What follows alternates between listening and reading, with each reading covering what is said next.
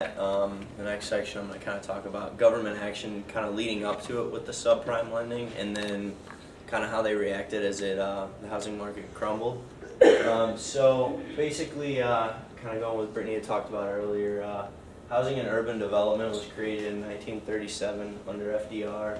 And basically what its mission is now is to increase home ownership and support community development in less income areas.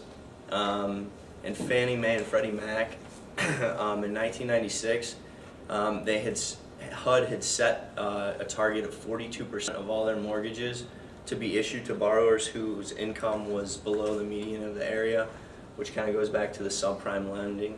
And in 2000, this number was raised to 50%.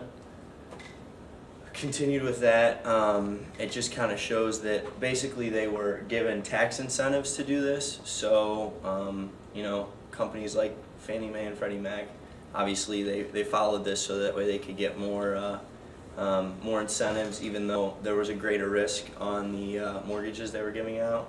And then again, it just talks about the subprime mortgages, and this map just kind of shows the number of subprime mortgages.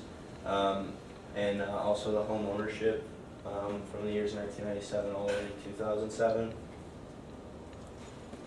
And then the Community Reinvestment Act, it was established in 1977, but in 1995 it was strengthened.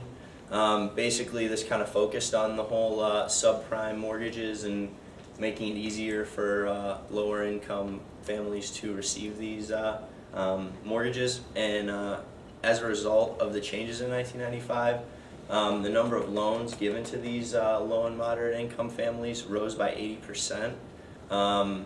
The pressure caused the banks to serve the poor regions, like I said, and the reasoning, politicians pushed for this because it increased home ownership and also urban development, and they didn't really necessarily had to commit budgetary dollars, they just had to commit tax incentives basically.